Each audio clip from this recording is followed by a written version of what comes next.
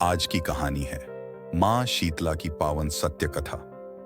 एक बार शीतला माता ने सोचा कि चलो आज देखूं कि धरती पर मेरी पूजा कौन करता है, कौन मुझे मानता है। यही सोचकर शीतला माता धरती पर राजस्थान के डुंगरी गांव में आई और देखा कि इस गांव में मेरा मंदिर भी नहीं है, न मेरी पूजा है। माता शीतला गांव की गलियों में घूम रही थी, तभी एक मकान के ऊपर से किसी ने चावल का उबला पानी मांड नीचे फेंका। वह उबलता पानी शीतला माता के ऊपर गिरा, जिससे शीतला माता के शरीर में छाले फफोले पड़ गए। शीतला माता के पूरे शरीर में जलन होने लगी। शीतला माता गांव में इधर उधर भाग भाग के चिल्लाने लगी, अरे मैं जल गई, मेरा शरीर तप रहा है, जल रहा है, कोई मेरी मदद करो। लेकिन उस गांव में किसी ने शीतला माता की मदद नहीं की। तभी अपने घर के बाहर एक कुम्हारन महिला बैठी थी। उस कुम्हारन ने देखा कि अरे ये बूढ़ी माई तो बहुत जल गई, इसके पूरे शरीर में तपन है, इसके पूरे शरीर में छाले फफोले पड़ गए हैं, ये तपन सहन नहीं कर पा रही है। तब उस कुम्हारन ने कहा है, माँ तू यहाँ आकर बैठ जा, मैं तेरे शरीर के ऊपर ठंडा पानी डालती हूँ। कुम्हारन ने उस बूढ़ी माई पर खूब ठंडा पानी डाला और बोली, हे माँ, मेरे घर में रात की बनी हुई रावड़ी रखी है, थोड़ा दही भी है। शीतला माता ने ठंडी जूवार के आटे की रावड़ी और दही खाया, इससे शरीर में ठंडाई मिली। तब उस कुम्हारन ने कहा, आ मां बैठ जा, तेरे सिर के बाल बिखरे हैं, ला मैं तेरी छोटी गूंथ देती हूं। और कुम्हारन माई की छोटी गूंथने हेतु कंघी कागसी बालों में करती रही। अचानक कुम्हारन की नजर उस बूढ़ी माई के सिर के पीछे पड़ी, तो कुम्हारन ने देखा कि एक आंख वालों के अंदर छुपी है। यह देखकर वह कुम्हारन डर के मारे घबराकर भागने लगी।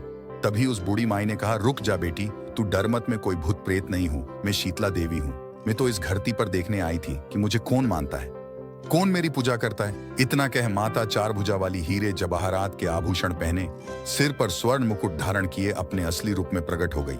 माता के दर्शन कर कुम्हारन सोचने लगी कि अब मैं गरीब इस माता को कहां बिठाऊं। तब माता बोली, हे बेटी, तू किस सोच में पड़ गई। तब उस कुम्हारन ने हाथ जोड़कर आंखों में आंसू बहते हुए कहा, हे मां, मेरे घर में तो चारों तरफ दरिद्रता है, बिखरी हुई है, मैं आपको कहां बैठाऊं। मेरे घर में ना तो चौकी है, ना बैठने का आसन। तब शीतला माता प्रसन्न होकर उस कुम्हारन के घर पर खड्डीडे हुए गड्ढे पर बैठकर एक हाथ में जाढ़ू, दूसरे हाथ में डलिया लेकर उस कुम्हारन के घर की दरिद्रता को झाड़ कर डलिया में भरकर फेंक दिया और उस कुम्हारन से कहा, है बेटी, मैं तेरी सच्ची भक्ति से प्रसन्न हूं, अब तुझे जो भी चाहिए मुझसे वरदान मांग ले।